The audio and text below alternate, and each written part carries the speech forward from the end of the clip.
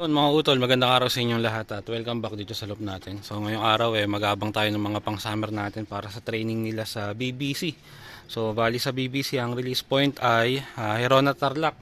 So pinawalan yung mga ibon kaninang 6:35 ang pauwian dito sa speed na 1 bandang 7:40 7:41 ayan mga ganon.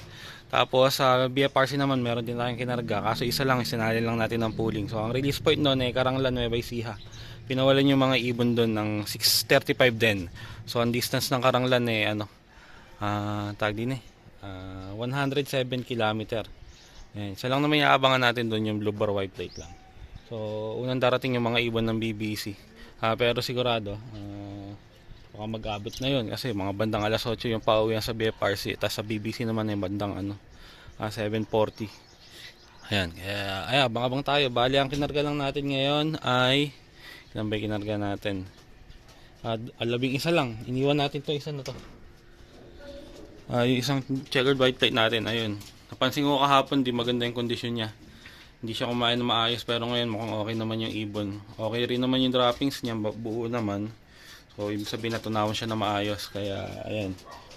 Okay na yung ibon, pinahinga ko lang. So hindi muna natin siya pinersa kasi nga hindi pa maganda yung kondisyon ng ibon. Baka pa may madisgrasya, sayang. Ayan, abang-abang tayo. Ang oras natin ay 7:32 na. So ayan, abang-abang tayo. Sa speed na 1-3 kasi banda 7:36 yan. Ayan. Pero walang magwa 1-3 sa ibon natin kasi mababagal yung ibon natin. Ayan, so balitaan ko kayo maya-maya pagkaparatingan na. Ayan, eto may pauwi na tayo. Ayan, dumating siya 7:49. So late yung mga ibon natin, nasa 1,000 plus na lang ang speed, kulang 1-1 na lang. Ayan, ang first bird pa natin yung yung inawat ko nung training na nakaraan, yung tumamlay, yung na-stress. Ayan, ngayon siya pa first bird Ayan. Wala na yung kapatid na rin, nawala dun sa first lap nung nung kamalig sa Santa Fe. So sayang. Here second bird. First bird, second bird natin ayan, yung NH natin na Barao.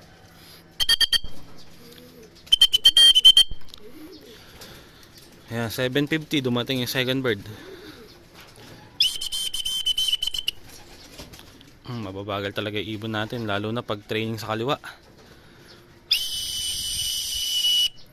Ay pang pumasok. Ay si Puti. Oh ayan ang ganda ng uwi ni Puti. Third bird. Nung nakaraan siya first bird, ngayon third bird siya 7:50 din si Puti.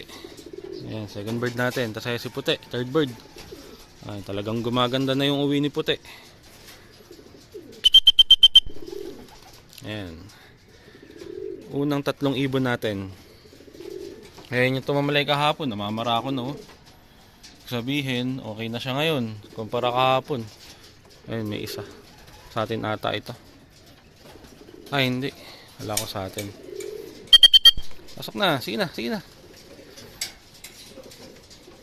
Huli pang pumasok yung first bird. Pasok na. Yan. Eri pa isa. Sino to? Yung NH ata na hinto. 7:41. Ay 7:51. Ay all bird. Ayan, all bird ta. Yung all bird to. Pasok na. Ayan, pang fourth bird natin, 7:51. Ang kinarga ko sa BBC ay 10. Ayan. Bali meron na tayong 1, 2, 3, 4. Apat na. Bali kulang pa ng 6. Ito isa sa atin. NH to. First bird natin to ng NH. So yun, talagang mababagal yung ibon natin. Nasa 1,000 lang yung speeda nila. Ayan. BBC pala. Kala ko NH. Hindi nasa mukha niya. Okay, tama. NH nga. Doon bumaba ang loko.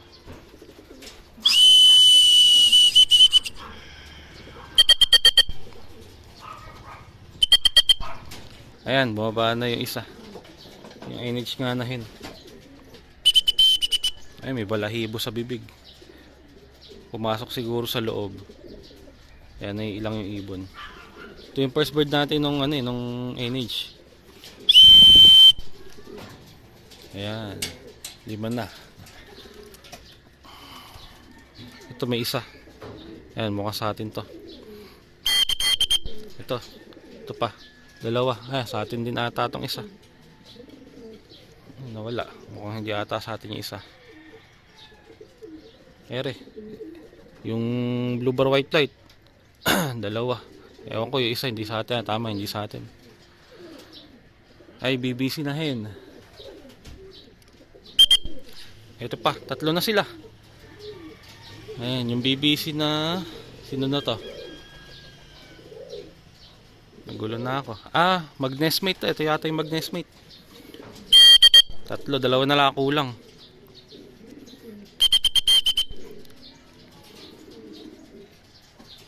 Tama, yung mag-nestmate na hen to. BBC saka NH. Ito yung isa. Ayan, ito. Ngayon palang bababa.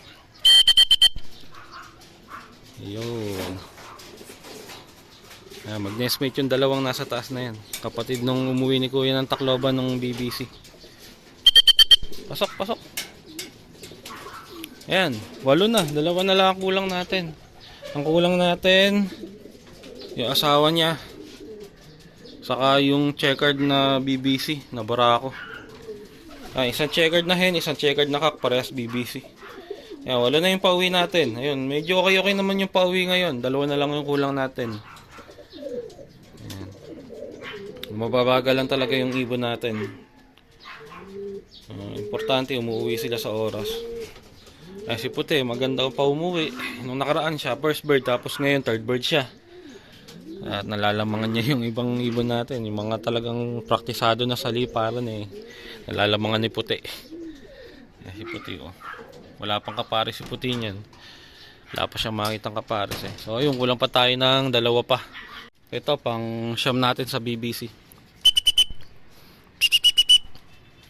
So pauwian na rin sa BF kaso wala pa yung ibon natin. So yun.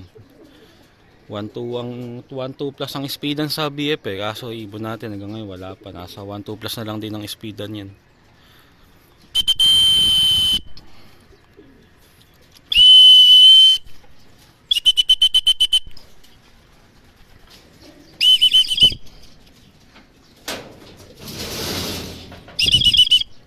Pasok.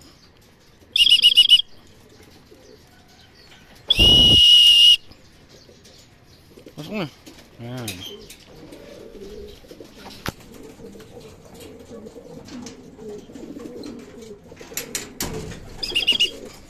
Panalako lang.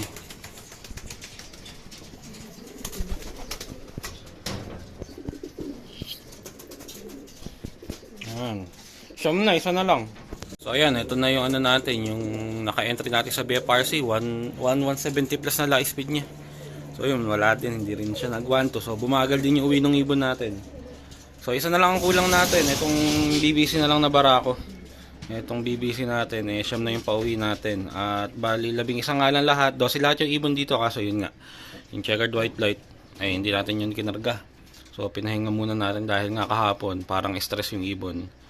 Kaya yung ibang young bird lang muna kinarga natin, yung 11 lang.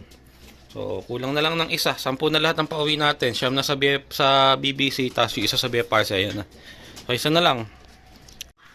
So ito, 8:13, kompleto na tayo. Ay last bird natin, yung BBC na barako. So ayan, medyo maaga tayo nakakompleto. Ayan, yung mga nakakaraan, talagang late sila kung magsiuwi pero ngayon maaga tayo nakakakompleto. Medyo nakakapag-adjust na rin naman na yung mga ibon natin kahit pa paano. Yung pababa. Hindi na gumalaw. Mukhang napagod ata to hindi, ayan.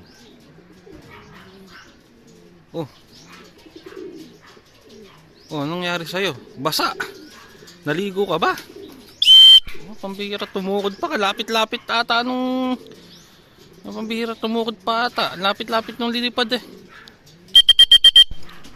Mukhang hindi maganda pakiramdam nitong ibon natin na to ah. Buwan nakuha niyang tumukod.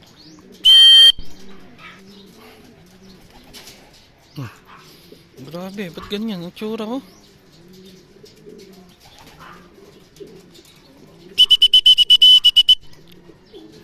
Yeah. Tsura ng ibon, no? Tumukod ng lapit nung nilipad mo. 79 kilometer lang. Mukhang may iniinda yung ibon na to, kaya ganyan. Umumukod tangi, siya lang yung ganyan, no? Umuwi. Yung mga kasama niya, okay naman lahat, oh. Ay, nasa mga hapunan eh, oh. Isa lang, pagparisan na. Ay, first bird natin, ito yung nakaraang, ano eh, tumamlay eh. Okay naman. Mamumukod tangi ito, mukhang mahina itong ibon na to. Pasok. Pasok na.